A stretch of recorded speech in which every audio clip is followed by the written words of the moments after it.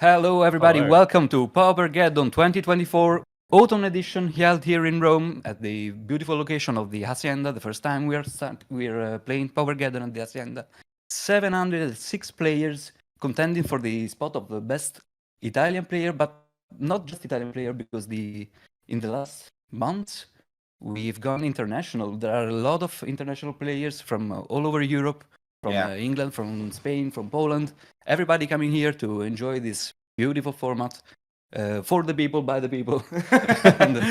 and we have here the honor of having two very special guests. One, you can see it in front of you, is Grixis. Everybody knows him. Hello. One of the best players in the pauper scene. And thank you for having you here.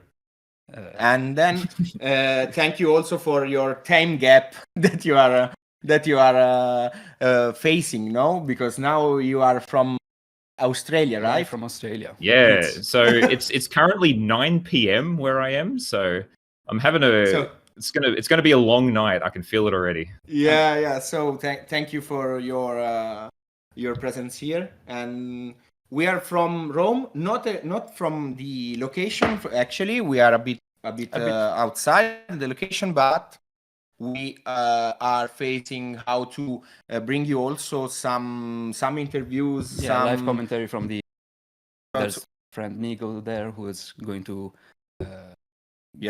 keep all the gears turning. And we have the at least just somewhat closer than I am. yeah, that's going to be And actually the location they told us that full, completely packed. And people are having trouble reaching their table.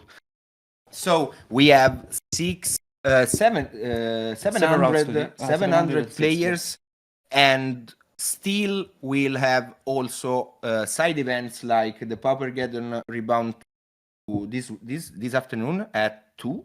And yesterday we had like 500 people inside the location for the Colosseum Team Trios that collected 46 teams of 3 people. Yeah. So a lot of players also yesterday, and again 3 side events with more than 30 players by each one.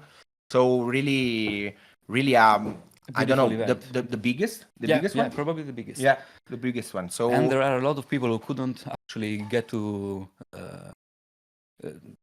the tournament because the place was full. So a lot of people just couldn't attend. Yeah, today it's a beautiful day. Be there. Also, there is a big part of the location that is actually outside with all the food and drinks. So actually, I also want to be outside. Yesterday there was a bad weather, so I didn't enjoy because I was there in trios to eat and drink something together with my friends, and we take a lot of rain. But today actually it's a very good day to be there. So actually, if you're in Rome, make it to the tournament, just consider going to the Hacienda and talk to the players. It's a nice environment, a lot of good people. So, we will stream in English. So we are Italians, okay? So bear with us. So we're sorry.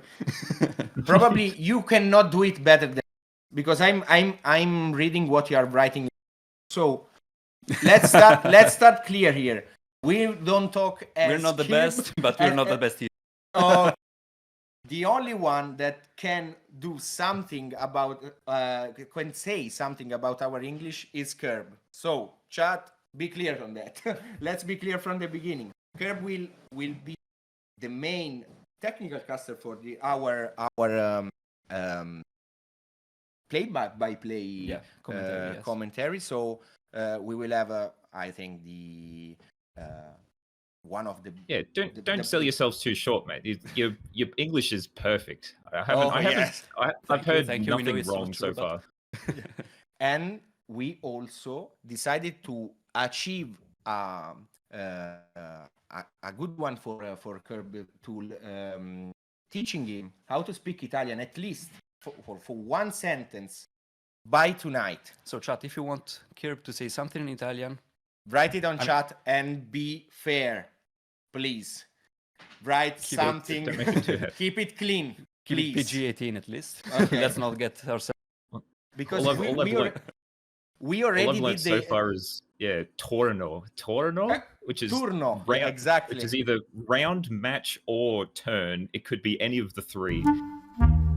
Okay, Elia Meniconi from Perugia with the Faeries. What do you think of that deck? Because yesterday in years I was with one friend that is Andrea Ciccone that won top 8 at the last, no, not the last, the last Paupergeddon in Lecco with UB Faeries. Actually, it's a huge fan of that archetype. So what do you think about playing Faeries with this meta? Playing Faeries in this meta? Yeah. It's hard. Like it's good into, I think it's a little rough into red. You really need to like get up on those suffocating fumes. I think you really need to have 1 or 2 suffocating fumes main to be able to deal with the red. And yeah, because Snuff Out is not a good card against them, which is your sort of main removal spell. Taking 4 life to deal with a 2/2 is not a good option, even though it probably will save you life in the long run. yeah, I agree. In fact, yesterday he collected a 05. Oh my god! In our trios, we went 5-1, 5-1, 5. Yeah. So yeah, it's sort of better into like the brood scale decks because of the Snuff Out. But if you want to be playing Faeries, mono blue seems to be doing pretty well, I believe. So it's pretty good against red. It's okay against Affinity. So yeah, and like Dimir phase, like sort of 50-50 against Affinity. Yeah. So sort of depends on dice roll, I think. Yeah. Because if you have that land, more than him, you can do something. Otherwise, I think that Affinity starting can turn up with turn 3 with 2 mirrors and ton of artifacts, and then it's completely finished. Yeah, they're very similar decks in the way they play. They just try to control the board, be efficient in their plays. They both fuse their own engines. I mean, Affinity can play mirrors for 0, while Terror can play Terror for 1. 5/5 like for 1. If I wanted to play blue-black, I'd probably go towards just the more control-y route. I think it's hard to get ninjas through in this world of Chrysalis with spawns and just mirror enforcers. It's very hard to just keep that ninja getting in for if damage. you want to play on the board, you have to contend with a lot of very good creatures. Okay, so actually Fairies started. Wonder die roll. On the die roll, like to go. Looks like they're just starting off with a Lorien revealed, getting your black source up straight away, which is pretty much what you need to, because now next turn they'll have Snuff Out active, which is pretty much exactly all you need against Tribe. And from the Tribe side, it looks like we've got one of the new landscapes, which is like just an untapped land that lets you search for a island or plains, in which my guess would be they're going for an island. Oh, they get the plains. Okay. Usually you try to start with an island, but when you don't have it in hand, you go for the plains because there's only like 2 in the deck, so you do need to search for it most of the time. So I wonder if this means we're going to see a turn 2 Tribe. Maybe protected by... Yeah. Okay, no. Just passes the turn. Land pass. I think there's just going to be a lot of draw go here. I think for a couple of turns. Yeah. A lot of removal in Impulse. hands. Impulse end of turn. Chooses not to counter it. Fully pimped also this Azorius, right? Yeah. Foil Snowlands, foil Impulse. This is the thing with like paper compared to online, is that people really like their paper decks. And even if their deck is not well positioned, they will just play it every time they have a chance to. In Paupergeddon, people like to bring their pet deck and try. Maybe this time it will work. It never does. Yeah. Sadly, I'm one of those. Yeah. All right. Looks like it's just draw go again. So there might be another impulse at the end of turn there for the Tribe opponent. So one of my favorite way of there's playing, the other impulse. land pass. One of my favorite plays. Wow. There's going to be a turn in the future where it's just going to be like attempt a tribe, and then it's just like spell stutter, counter spell. Exactly. With infinite stack to resolve and to command. Should be like so. Yeah. Two spell stutter in the Elia's hand. Yes. Yep. One agony I think ward, there's also one... a Ninja of the Deep Hours in there too, from what I can see. Yeah. And a I think gold we'll card the of some first spell description. starter. Yes. There we go. Just lets it go. Can't fight over that counterspell. So we attempt another brainstorm, or is this a preordain? I think it's a preordain. I don't. I think it is a preordain. Yeah, preordain. Yeah, it's the Doctor Who one. I think. Doctor Who Surge foil. Yeah. gotta get the most expensive ones for the script out deck. Yeah. He's missing just the sign, and then maybe misprint. Yeah. Okay. Right, and a Squadron Hawk. Here. So we're gonna see the second spell starter. We do. Ooh, that's rough. That's potential 3 cards drawn gone. Yeah. Silvio fully tapped, 2 fairies on board. Now it's really hard to be productive in this. But now it's you can see in the phase into Elia's hand. Yeah, they've got a ninja, which they're obviously just going to play. Okay. He was pondering maybe. Yeah, they draw a card and they. Yeah, so now they've technically drawn a counter spell thanks to returning the spell stutter, and they've drawn a fresh card. Mm-hmm. They could have also played the monarchy there to be able to. Yeah, exactly. Like also start piling if the the pressure opponent doesn't on. Play on the board, that ninja is going to be exactly monarch. But pretty also much. More and it costs too less mana to bring into play. Yeah. So we saw another preordain there. We have a ninja and a spell stutter together with a spell stutter in hand to resolve for Silvio. So wow, it's a bit. It's going to be hard to get through. Yeah. And the tribe player missed a land drop as well, so it looks like we're just gonna play a strands here, just to stop them from drawing a card. Yeah, foil prismatic strand, of course. Yeah, foil one. All right, we're gonna preordain. Scry 2. He wants to. They keep both on top. Yep. They just keep it how it is. Both cards are pretty good. So now they've drawn a counter spell. A counter spell. Yeah. So a stutter and a counter spell in. Yeah, miss a land drop, but I mean when they've got counter spell, spell stutter. Yeah. And also snuff out in hand. Also, I don't think they're going to be losing this game very quickly. Yeah, and actually also lost 2 land drops, right? Yeah, they're both stuck at 4. Yeah. I mean, if I was in Elia's position, I would want a lot of more. I would want to see more lands in order to be able to cast all this permission that he has in. Yeah. So now comes the 5th land for Elia, I think. There's the Lorien to shuffle, but his hand looks just great.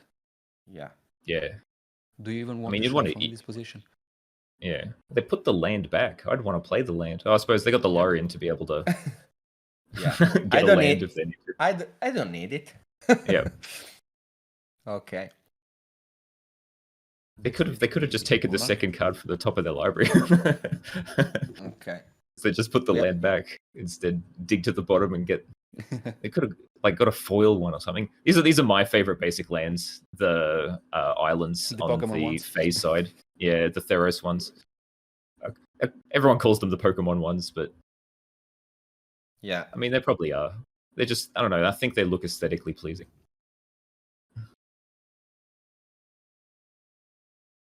Okay, we are working to have also the full list of both player. So we will also comment after this game 1 the list, especially for sideboard consideration. Yeah.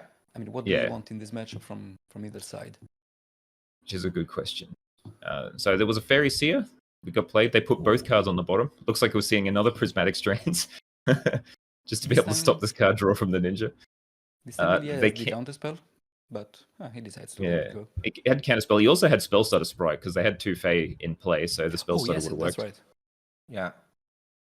So we have a wedding invitation. Yep. Which is an artifact that lets a creature not be blocked this turn, which is sort of part of the combo with Tribe to be able to get the damage through. And when it comes into play, it replaces itself. It draws a card. Some people used to play it with Core Skyfisher in the Glitters deck when it glitters before it got banned to just get some value by bouncing it with the Skyfisher and being able to punch through for lethal damage with the glitters. But it looks like it is not resolving. And we'll see what else they've got. Oh, Squadron Hawk number 2. And but you'd think this would bait a counterspell, right? Yeah.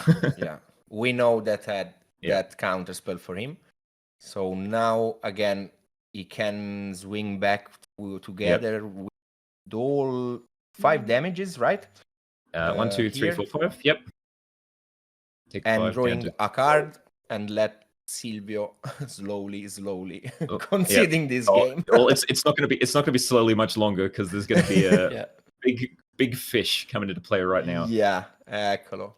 Yeah. A little bit of glare on it, but that is a Gurmag Angler. Yeah. So it's a 5/5. Yeah. So it's not foil, but we let him be foil now. He's got to be next to, well, considering the amount of foil on the other side, there's got to be something foil on this side, right? Yeah. And again, now... So this is going to be 10. Yeah. And then Elia and I believe control. And the life total should be down to 2, I believe. Yes. So we're just going to cycle it inside out to draw a card. See if we can try and find what he needs is a white creature just to be able to start flashing back strands. Yeah. So any tribe at any point, but there has not been a tribe in any of these impulses, any of these preordains that they've used so far. They have not been able to find a tribe. They found 2 Squadron Hawks, both of which got counterspelled, which is a bit rough. Oh, and we finally see the tribe. Have we got the counterspell for it? Is the question. We know they got the snuff out, so it doesn't really matter. Yeah. So they can just snuff it out on the end step, or even just cast down, I guess. Who needs to pay 4 life when you've got 6 mana up? Okay. So it looks like we're going to discard and madness out this Circular Logic, which I'm sure they've got enough cards in graveyard to be able to not make them pay for it. So counted the first one, counted the second one, and then they just snuff out. And so they scoop them up. Can't deal with that many removal spells. Okay, so game 2 now. We have the Elia's list and also the Silvio's list. So let's start from Dimir Faeries, that in sideboard has 2 Relic of Progenitus, 1 Okiba, 4 Hydroblast, 1 Unexpected Fangs, 2 Arms of Adar, 1 Dispel, 1 Mystic, 1 Thorn of the Black Rose, and 2 Extraca Confession. So here is good. I think you're heavily favored enough as it is in this matchup that you don't really need to do too much. The only thing that you need to sort of be scared about is the amount of things that could go on the stack. Mm-hmm. So I think maybe the Dispel you'd want to bring in. Like Arms of Adar, you can bring in, I guess, if you're sort of scared of the secondary Squadron Hawk beatdown mode. Yeah, but I mean, that doesn't seem like a problem for Dimir Faeries. No, not in the slightest. So, my thoughts would be Okiba Gang Shinobi, just being able to rip their hand to shreds because they rely having to have cards in hand to be able to discard to do enough damage with the tribe. And probably Dispel and maybe Extract a Confession just for more removal spells for the tribe. That's all I'd be probably looking at there, but even then, you've got so many good cards in your main deck, I don't even know what you'd take out. So there's a lot of one-offs, like let's see. Yeah, let's see for Silvio's one, no? That actually has changed a lot. We have 2 deep analysis, 2 standard barriers, 4 hydroblast, 4 dust to dust, 3 stern dismissal. Yeah, so stern dismissal's only really there as, I guess, protection from brood scale combo, but it's mainly there for opposing standard bearers because your deck cannot function if they have another standard bearer, which they don't have to worry about in this matchup. So for these attrition-based matchups against sort of other blue decks, you'd want to bring in deep analysis. Just being able to draw cards is very good just to try to find more counter spells. If they counter it, it doesn't matter too much because you can just flash it back to try to draw again. Yeah. So that's one of the best cards. Otherwise, you can bring in a couple of standard bearer because Snuff Out is a very big problem for this deck. So having just something on board to be able to soak up that Snuff Out without having to have mana up, I guess, is something worthwhile to look out for. Yeah, and here again. Yeah, and what do you take out? I don't see any really effective cards apart that what did you just said. And I don't really know what to take out of the. So you can probably swap out a couple of impulse because it doesn't do too much. So you'd probably swap out 2 impulses for the deep analysis, and then maybe, I'm not too sure, bring in something for the standard bearers. You want to keep as many counter spells as you can in, and your digs, your 1 mana dig spells. Yes, and even though there's wedding invitations, you can't just throw them out because you need to fight on the board. I mean, you need a way to ignore the opponent's board because he's going to have it. Yeah, so you can take out wedding invitation. It's not needed because you're running 4 escape tunnel. So you've got a land that can make your creature unblockable. But just having something there to bait out counter spells, it just replaces itself. So it's sort of nice to have as something to throw out and see if it cantrips or actually soaks up a counter spell. Yeah. But otherwise, it is relatively not great. So you can side it out if you need to. Yeah. Now, Silvio's starting. In your opinion, this can change a lot in this matchup or not? The sideboarding? No, the fact that Azorius Tribe now is first is starting playing. First. Yeah, we could possibly get the legendary turn 2 kill if this could so happen. It's just like turn 1 Tribe, turn 2 Inside Out, discard your entire hand, do 21 damage. Which they can't stop unless they either get hold 1 mana up for Dispel, or they play a Fae, or they play one of the blue-black jewels and hold up Snuff Out. But I feel like most of the time the blue-black Fae deck will be probably just having up 1 island and then cycling Lauren Revealed for the blue-black land in their turn, or at end of turn will be my guess.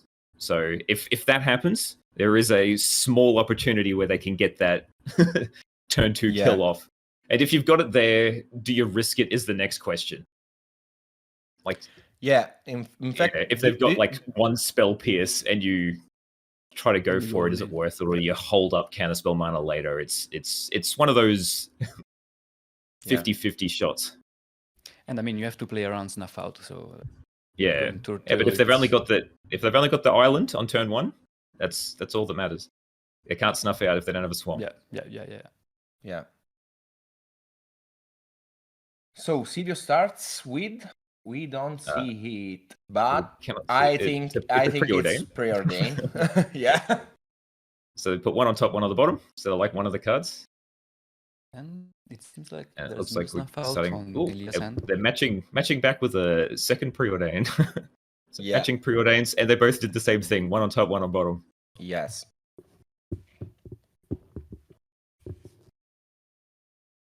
It's like the camera's shuffling to try to make it. Yeah. more seeable. There we go. There's a landscape, playing... so that's going to be a future white mana if we need it. If they do have the tribe in hand. It's taking a little bit of time to figure out if it's worth to play whatever they've got in hand. They should. They're tapped out, so if it's probably a brainstorm. Another brainstorm, probably because brainstorm doesn't pass on the stack. They go directly in the cemetery. The spells they don't pass from the stack. Okay, they both have a split second. Yeah. So I stand corrected. He does have a snuff out on turn 1 on his hand, but he doesn't have a swamp. No, it doesn't have a black source yet. They've got a Dimir aqueduct, which notably is not a swamp. But there's a Lorien. So there's a Lorien revealed, so it looks like they're going to get their dual land to be able to have snuff out active. And I could see from shuffling through there, they did side in the Okuba Gang Shinobi. So it'll be funny if we get to see the Rat Ninja come in. Yeah.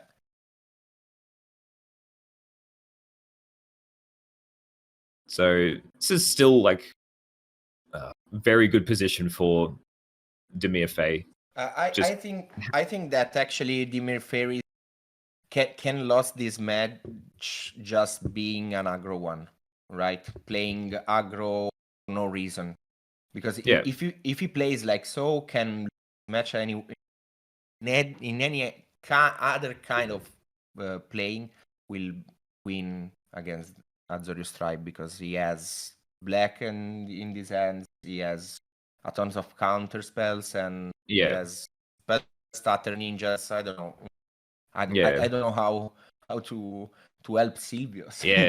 All right. Well, Squadron Hawk helps. So that's this is the side angle that tribe can take, where it's just play Squadron Hawks and beat down. Yeah, that's it. Yeah. Try to accrue somebody.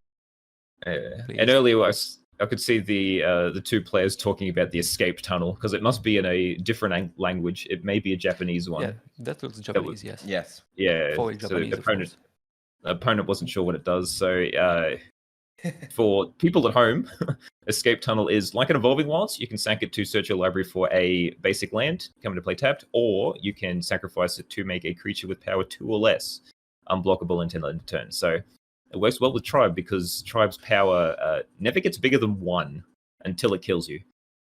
So here, so it looks like we're seeing this is a Faeries here.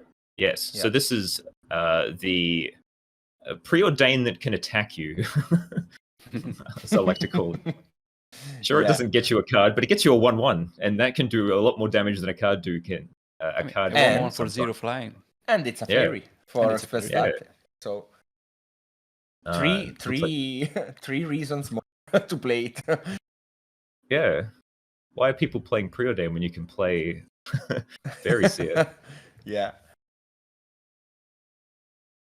And looks like they've played the Dimir Aqueduct. So I think the Elia has like 7 cards still in hand.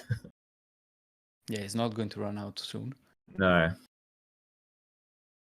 There's and it's nice to see bounce lands back. They disappeared when Ponza was everywhere there for a couple of months.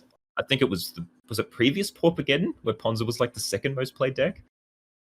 Yes, and it also got to and now Gruul is not now there's no Ponza. No? Yeah, it's Ponza-less. It's always just big creatures that beat down. So bounce lands are back. I love bounce lands. It's a land that draws you a card. How can that be bad? and everyone hates Ponza, right? Yeah. Let's be clear, guys. Yeah, even Ponza. Yeah.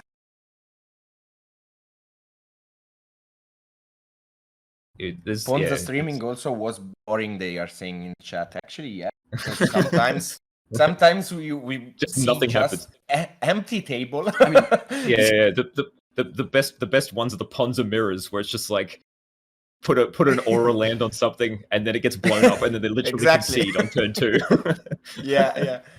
Which is what we saw on the final, actually, because the Ponza deck was Ponza'd by a well-timed contaminated grounds. Yeah, contaminated grounds. Destroyed everything he could do. It was found himself from 4 mana to and that 1 was, colorless. That was everything to comment. Yeah, that's the most exciting. That was. Yeah. the most unexpected sideboard card. Everyone was like, "What does this even do?" And it showed itself in the finals what it can actually do. All right, so it looks like Augur of Bolus has come into play. Augur of Bolus is a most of the time it feels like it just says, "Look at the bottom 3 cards of your library." But in this case, it did get a snuff out. Yeah. Sometimes brings you up a huge snuff out. Yes. So yeah. And it's also pretty good here because they don't really have many blockers, so it's going to be able to get in and become a ninja if it needs to get even more card advantage. Yeah, hopefully. Here's so Squadron Hawk. Another Squadron Hawk. I don't believe while we were talking he brainstormed any away. No. No. So they must have only searched for 2 with the original Squadron Hawk because they had too many cards in hand. So it's like they're getting the last one now. So they should have a full group of 7, I would assume. Okay. Cyclone Lauren revealed here to hit their land drop. It's amazing what a dual land or draw 3 spell can do to a format. Yeah, that's a format warping card. I mean, everyone who tries to play Control now has to find reasons why they don't want to play it, but really because it's literally just an island that late game, if everything's exhausted, will draw you 3 cards. Yeah, and also cleaning your deck. The reducing cards. So, yes. Wow. I mean, if you get into the late game, just having a draw 3, that's game changing. Yep. And this is what I was talking about previously, where Augur of Bolus has now become a ninja. Yeah. So they've drawn a card, and Augur of Bolus is back in hand to be able to probably come out next turn to be able to potentially get another card. Because it goes to discard from getting too many cards, which is never a bad problem to have. Yeah. I wonder how many snuff outs you can hoard in your hand for this matchup. That's the real question. Too many. Depends if you're playing 5. Yeah, 5 is going to be hard. 5th one. Yes, Elia is showing his hand. We can see. Yeah, so there's two snuff outs, a spell stutter, a counter spell, a brainstorm, and there's another black card. That's which I believe is an Arms of Adar. Oh, okay. So it must have come in from the sideboard, which will be pretty good against this 3rd Squadron Hawk. Yeah, I don't see bad cards in his hand. Yeah, it is a Arms of Adar. I can tell by the purple. Yeah. So my guess this would be end step, looking to brainstorm into turn. I saw 2 Ninja of the Deep Hours there, I think. Oh no, it was a Ninja and a Lauren revealed. Which looks like they're going to shuffle away the Ninja because they don't really need to. So chat is asking, does Tribe run a Terror Murmuring Mystic sideboard plan? No, he's full on the combo. And there's a lot of permission in his sideboard and deep analysis for accruing value. That's against Affinity. Yeah, there has been lists where you can sideboard into Murmuring Mystic like 3 of, and then you actually become like a decent. You might actually stand a chance against Dimir Fae if you sideboard into the Murmuring Mystic, just because the amount of 1/1s that thing could produce and the amount of counter spells you got to try to save it can be pretty good. There's the Harms of Adar to sweep away that poor army of Hawks that he's taken so much effort to try to put into play.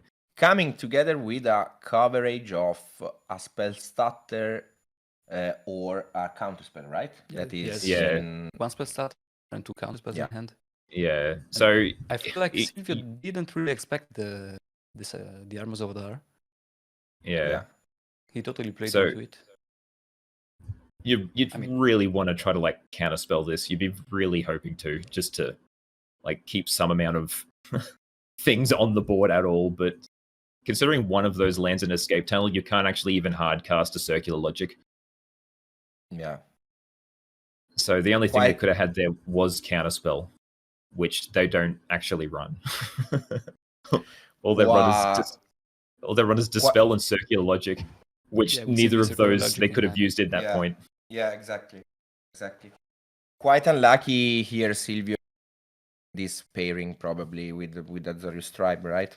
Yeah, it's one of the worst matchups. When you pick up Tribe, like Tribe's actually not too bad currently because of the lack of snuff out decks. Like if you think of the top 5 decks, you don't think of anything that's black other than Affinity, and they don't run snuff out.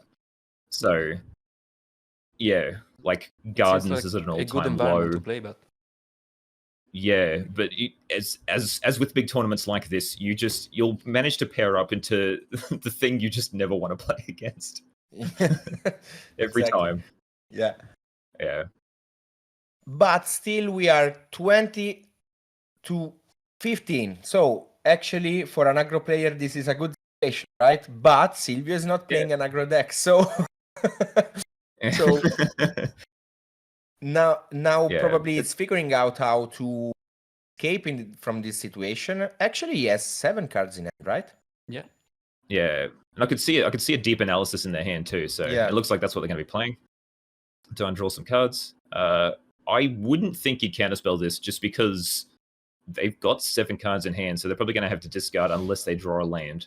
Yes. And they're not really affecting your board, so you're happy enough just to let it go and keep beating them down with what you've got in play. And just keep pouring those snuff outs into your hand.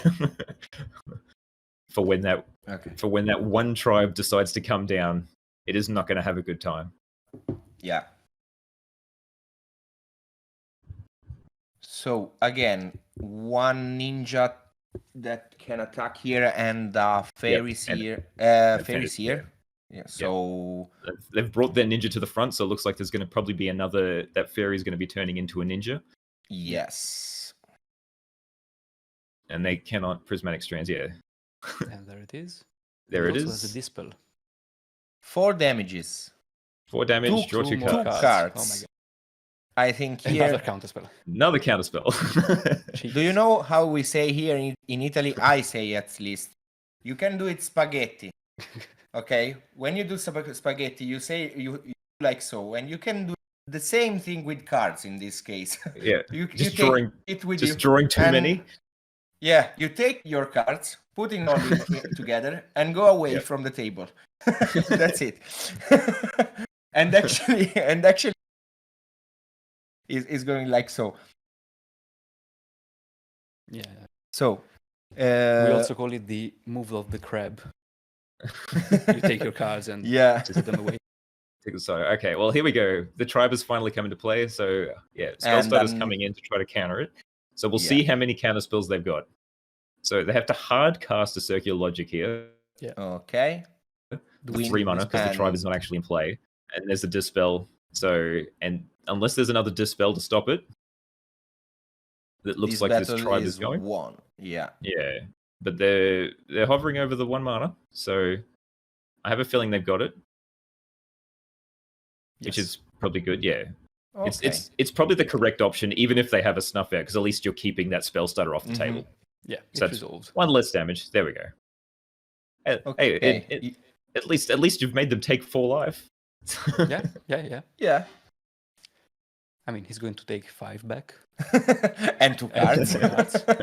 But and 3 more cards, because we know that for Elias. And there's the forbidden mode. There's the classic Augur of Bolus. Look at the bottom 3 cards of your library. I talked too fast, actually, because these Augur of Bolus. It was 3 creatures too, which is what you want in this sort of thing, is just to try to like make the clock a bit quicker. But I mean, they've already got lethal in play, so there's not going to really much they can do. No. My guess is the tribe players probably sided out prismatic strands because it's not actually that useful in this matchup. So even if they did draw 1 to try and bide a couple of turns, I think there's 2 counter spells in hand. Yeah, you can see them in hand. So yeah. I think it's going to be over in next turn. He found the other tribe, so maybe. But he tapped out of white. No, there's another white. He has one. Yes. You have to try. You have to try. Take 1 ninja, discard the card. Just try to win the next turn. Yep. There it is. And Counterspell. And we're fighting over it. how many dispels does he have? Yeah, this is the question. This resolves. I'll let that one resolve. Then we'll And play another counterspell. counterspell. We'll see if this... Another dispel? Now the dispel, and Yep. now he's tapped out against enough out. Yep. And there's still a third counterspell. Oh my god. if they decide to use it. Oh, they let it resolve. And then there's nothing comes. And there we go. Very, very hard just matchup. too much yes. interaction. Yeah. It's a brutal matchup. It's rough to see Tribe go down that way, but Yeah. it's just there's nothing really you can do other than hope they don't have it, and if you give them enough time, they're just gonna have it. So here Dimir Faeries go. I think it's 2-0 now. 2-0, yes. Yeah, 2-0. Win. Yeah. Yes. 2-0 in terms of they were both 1-0, right, before this match. Yes. I think so. I believe so. Yeah, I believe we're picking always 1-0s, Yeah. so we should see some 2-0s in the next in round 3. I can spoiler that I saw a lot of Dimir Faeries in the meta. We will comment deeper after the third round, I think. But actually, I didn't expect a lot of Dimir Faeries for the same reasons that we thought before, because I don't think it's a good choice here now to bring Faeries. Yeah, it's not the best choice, but it's been a deck for a long time. So there's just a lot of people that are very used to playing it, and it can still pick up wins. It has that combination of just counterspell removal. If you draw the right cards, you will. Yeah, it's a very solid deck. It does. Yes. Yeah. So I'd understand it to be like decently played. It's not going to be in the top 5 decks most played, but I'd expect to see it in the top 10. Oh, we see Or at the least- sideboard choices. This is my favorite part when the two players are commenting. Discuss what they did. Yeah, and discussing, and actually it's happening a lot in Pauper games, and not in other more, let's call, competitive formats. Yeah, you don't want to show your cards. You don't want at all to show your side, to show your plan, even in round 2, because the tournament is still long, and you don't want to show your weapons. You don't want to show everything that you've learned throughout your time. But you got to try to keep some amount of secrets. This is my favorite, one of my favorite part of being in this Pauper community, that is completely transparent and very friendly. Everyone just wants to play. It's not toxic competition. That's all it really wants. Yeah. Yes. And I know they said to me that we can have for you a backup table for these last 15 minutes that we have. So we are waiting to see the backup table. So we have backup table now. We have Meniconi from Comense that plays Grixis Affo against Flavio Cacelli coming from Pisa that is playing Gruul Monsters. So we're seeing two top meta. Yeah, so this is a kind of matchup I'd expect to see like fairly regularly, especially in like the top tables later on. Both these decks are very good. They just play to the board in an insane way. Yeah, both are very grindy. So this matchup is very. So the problem with the Gruul Monsters deck is that it's sort of very random. You gotta hope. You gotta hit those early land enchantments to get things out quickly, and then when you hit your Cascaders, you have to hope that they don't hit a land enchantment. You gotta keep that threat on. So I would say that it's a roulette deck now. Especially Cascade is the roulette mechanic almost. I like it because I'm a gambler, but the Gruul deck is doing exactly what it wants, which is playing either Arbor Elf or Land Enchantment on turn 1, and I would expect a Jewel Thief, or a and they just crack the treasure straight away for an Arbor Elf. Wow. So that means they have 1, 2, 3, 4, 5 mana next turn. At least 5 possibly mana. 6 if they hit a land drop. But no red mana yet, so we can't. No red mana net, no. No pirate. But which they didn't. Yeah, which they cracked that treasure really quickly. Okay. So they must have some way of getting red mana. Yeah. Instead of holding that treasure up. Yeah. But I mean, Simone knows this, so Galvani does it for him. Yeah. And that's the best card in his matchup, I think. Yes, yeah. So Clan Shaman's the best card in this matchup. Well, technically, Toxin Analysis, I think, is the best card in this matchup. Yeah, of course. Yes. So let's see if he has the other side, though. Yeah, so if you put Toxin Analysis on your Clan Shaman, which is very foily, as it seems to be on everything on that side of the table, then it gives your Clan Shaman Death Touch and Lifelink. So it will pretty much sweep the entire board for sacking 1 artifact. And which is most important, draining a lot of and you gain 1 life for every creature you kill. Wow. Yeah. All right. Looked like the Jewel Thief attacked in there for 3 damage. Yeah. So we should see Simone go down to 17. He does.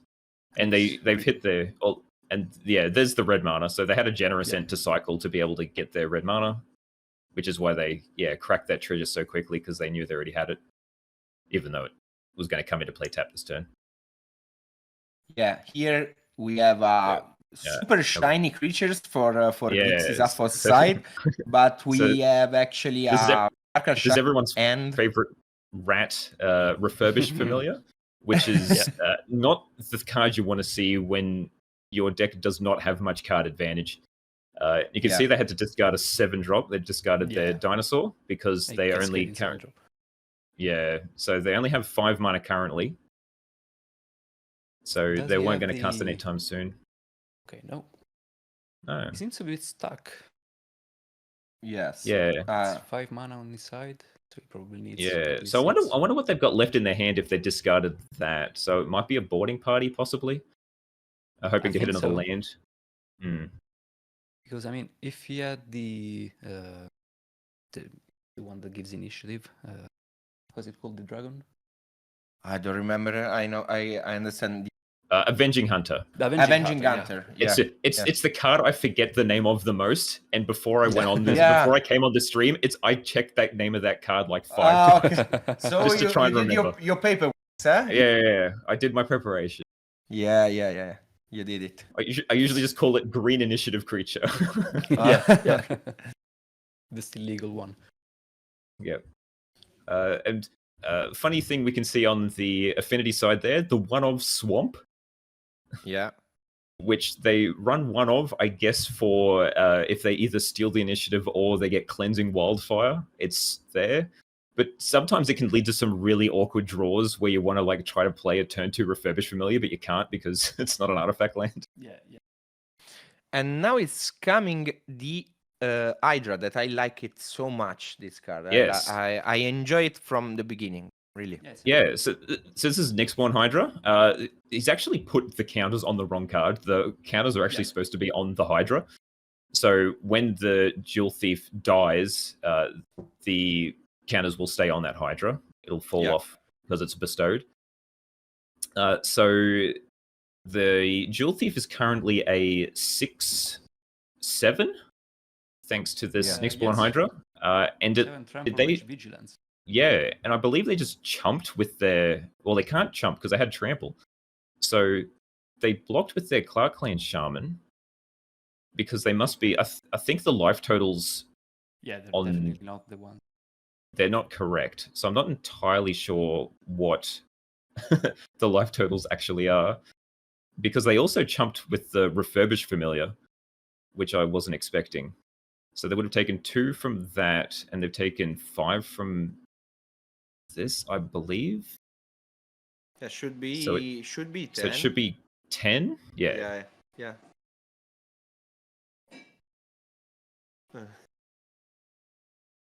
Oh, and apparently they gained 2. Apparently they gained 2 off a bargain.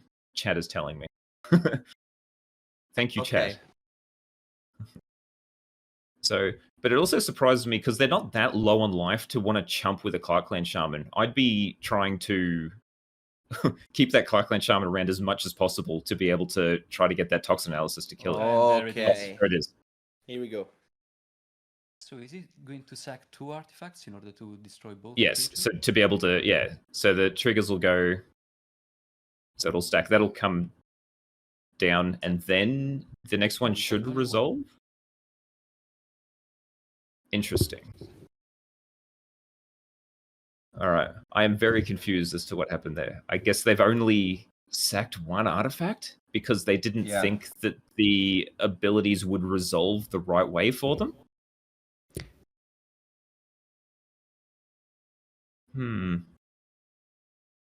Yeah, he probably thought that with the second activation wouldn't maintain the knowledge of having death touch, so probably didn't realize that they could do that. Yeah. I'd be happy if I'm the Gruul person because I should be way further behind than what I actually am. Yeah. So, and the fact that they did it sort of mid-combat too, so like the Hydra fell off, so it wasn't doing any damage, but then that let them play this Avenging Hunter to be able to start the initiative, which has now put them way back as well. So, yeah, it was an MTGO bug. Yeah. At least chat's as confused as I am.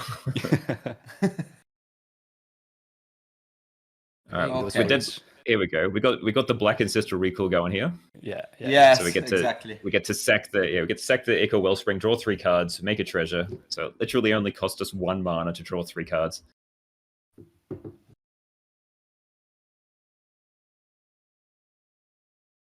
And now Simone has to restart from the beginning, actually. No? Yeah. And So Flavio has how many damages on board? 3. Yeah. 8 3 plus 5 plus the 2 from the initiative. They're probably going to go down that side of the dungeon. Mm-hmm. So it's going to be 10 in total.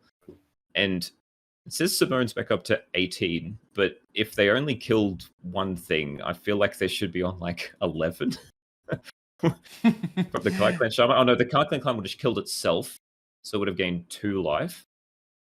1 from doing damage to itself, and 1 from doing damage to the Jewel Thief. Yes, and if he did the play with sacrificing 2 artifacts, he would have gained another life from killing the Hydra. Yeah. Which is not a lot, but 3 more life when he's facing 10, and then 5 from the initiative. Yeah, and go blast this. Well, they got 3 artifacts, so that will do the 4 damage. Oh, but it looks like he went to the...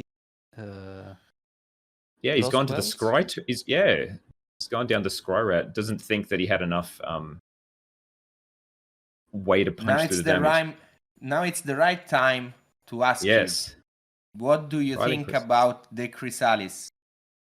Is it bannable? I don't think it's bannable.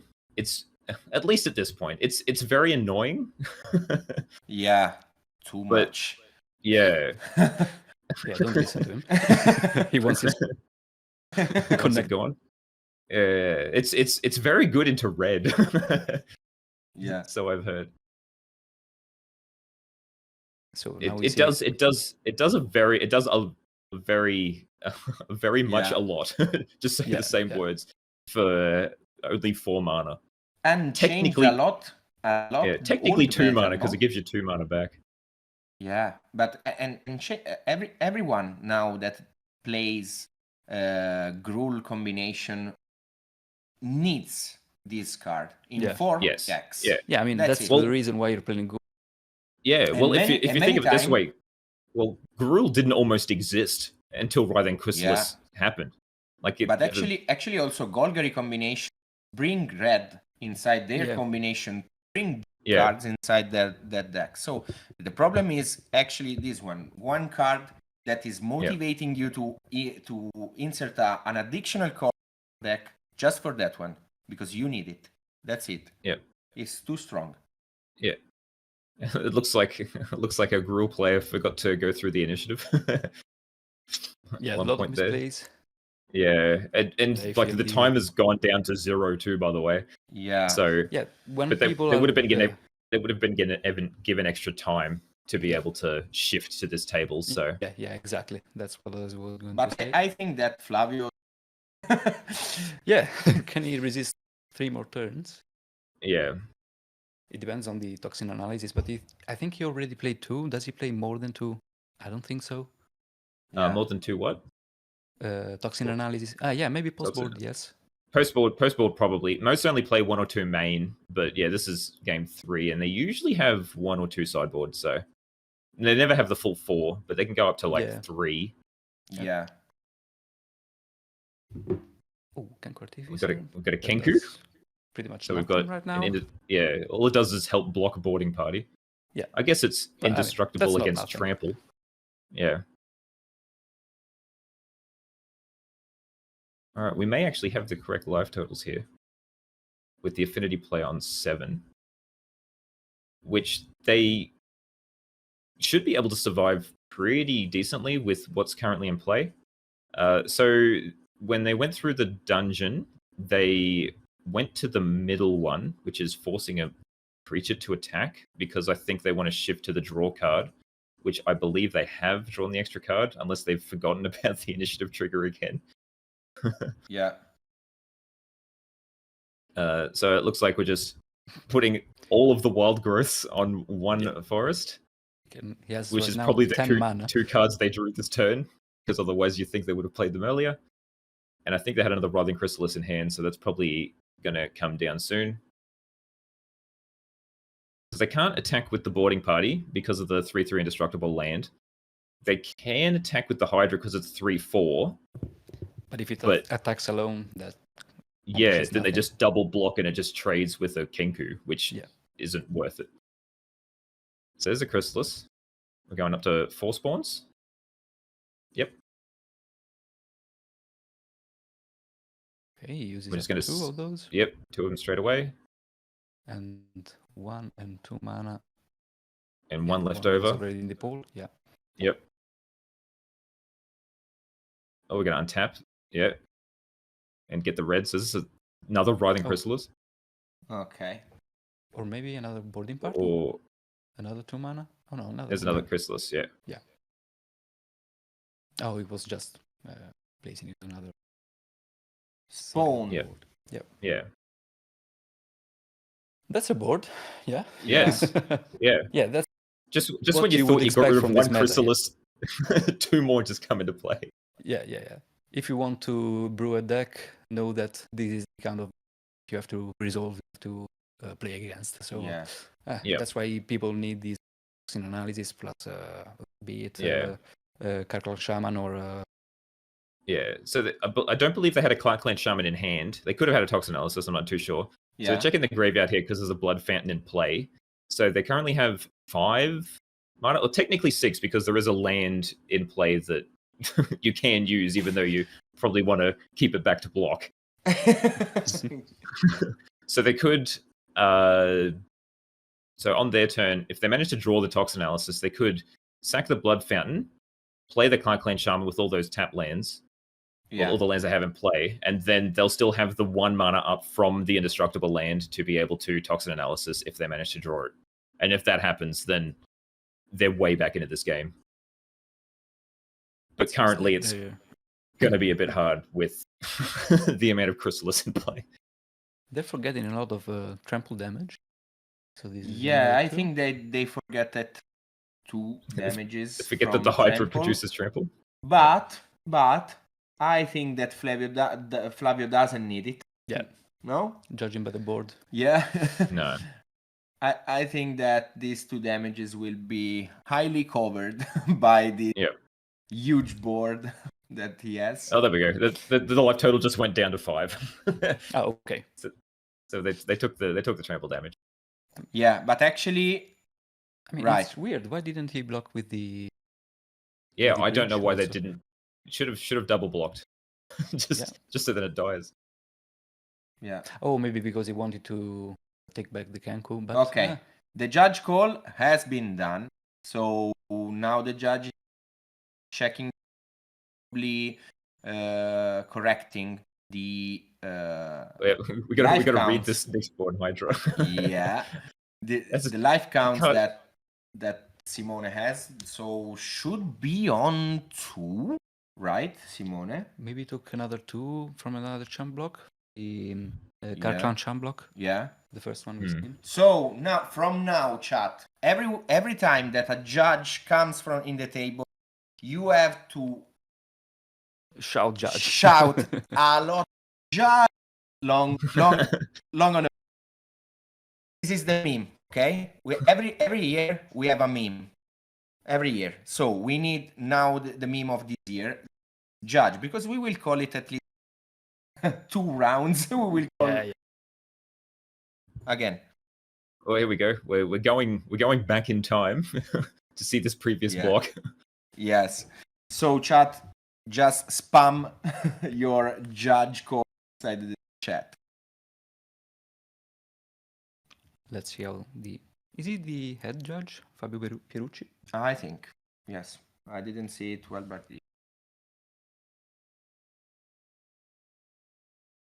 so they actually now rebuilding the last 2 turns, I think, to trying to understand how many damage Simone lost. Because I don't know how judge calls work in this point, but they could have been more trample damage that they've missed because I don't think either of them realized that the Hydra has trample itself. Okay. Since turn 2 or 3, turn 3. Yeah. We saw the Hydra. Yeah. At least they got it. Yeah, they got it right with the first one because it was bestowed onto the artifact creator guy. Forgot the name of it now. Yeah, I think that the 3 mana, because it has vigilance and trample written on its text. Yeah. So it's pretty easy to know it has trample. But half the time you forget that the Hydra gives trample and has trample itself. So okay, I think that they resumed play. He played the familiar. Why are they? All right, so it looks like changing the end. I don't know why he drew a lot of cards. Is it the ultimate from the initiative? Oh yeah, it's the ultimate. Yeah, it's they're going to the last stage of the dungeon. Okay. Yeah. So they're showing the top 10 cards, and they get to pick a creature and put into play with 3 1/1 counters, and it's hex proof until end of turn. Perfect. Okay. Until your next turn. Yes. So they get the Avenging Hunter. Goes through the dungeon again. Yeah. That's one of the fun ones to get whenever you finish the dungeon. You just get to start it again if you get another Avenging Hunter. Yes. The real sad ones are when you get a Cascade guy and you can't Cascade. Or an Arbor Elf. It's happened to me before. Sometime. Yeah. It's better than getting nothing. Yeah. Because having a 9/6 haste. Okay, so now they have to block the trample, they block the big guy, and then they can't again Italian language. that was Italian language. I can block, I can win. I cannot do it. Okay, I cannot. just waving hands. Yes, waving sorry, I cannot. And we don't say it. We just demonstrating it. Hands. Yeah. We do like move me to let them understand. So anyway, the Flavio won this game. Also, if lost 3 or 4 damages for trample. Yeah. But, so sure, we only caught game 3 of that whole match because we watched Tribe get destroyed. I wonder how like the first 2 rounds of this went. Like if because as we said, the way for Affinity to win that one is through a Clan Shaman plus Toxin Analysis. He hit it, but he didn't use it correctly because it left the Hydra there, which just kept chipping away and doing damage and ended up actually killing them. And I guess it gets to a point, it was doing a lot of damage. Like, there was a point where you're supposed to, like, hold out until, like, that board happened to get as big as it was. That's when you really want the Toxinalysis Clan Shaman. But I guess because there was 6 power of trample coming at you every turn, you had to deal with it somehow, and it was the only option they had at the time.